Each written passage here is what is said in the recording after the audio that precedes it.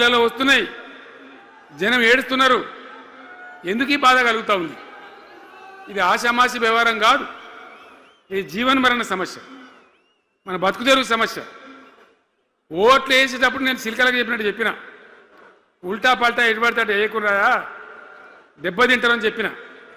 నా మాట ఇన్నోడు ఇనలే. ఇప్పుడు ఏమైంది? ఏం జరుగుతుంది?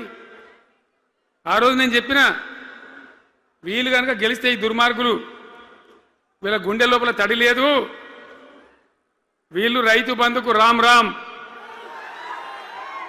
దళిత బంధుకు జై భీమ్. అయిందా? అట్లే పక్క ముచ్చట అనేది.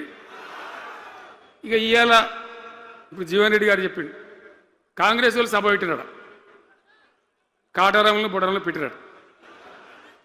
ఆడ పైసలు ఎత్తారట. ఇది ఒక్క తేపకేసే రైతు బంధు నెలకొకిస్తా,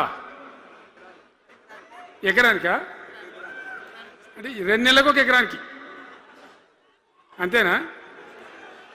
6,000 వేసినాం, మా అంతా సిపాయిలని బొచ్చ కొట్టుకుంటారు. ఆనాడు ఎట్లా పడేది రైతు బంధు? 10 రోజుల గ్యాప్లో మొత్తం రైతులకు వచ్చేసేది. టంగ్ మన సెల్ ఫోన్ మోగుతుండే, మంచిగా టింగున పోయి బ్యాంకుకి వెళ్ళి తెచ్చుకుంటుండే. ఎక్కడ పోయి మరి? ఏం మాట్లాడిండ్రు? ఉరుకుని బ్యాంకులో పోయి 2 లక్షలు 3 లక్షలు లోన్ తెచ్చుకోండి.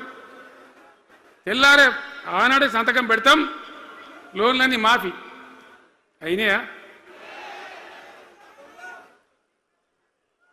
ఇట్లా అడ్డగోలు నోటికొచ్చిన మాటలు చెప్పి, ఇష్టం వచ్చిన కథలు చెప్పి అర్రాసు పాట పడినట్ట.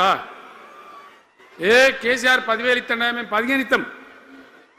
పింఛన్లు 2,000 ఇస్తాడా, మేము 4,000 ఇస్తాం.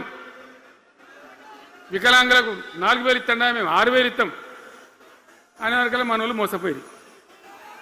నేను చెప్పిన, ఇది మోసంరా నాయన, గోసపడతాము, ఇది అయ్యేది కాదు, ఆర్థిక పరిస్థితి లేదు అని నేను చెప్పిన. ఆ రోజే మీటింగ్లలో చెప్పిన. కానీ కొద్దిమంది ఆశపడితే ఏమైంది?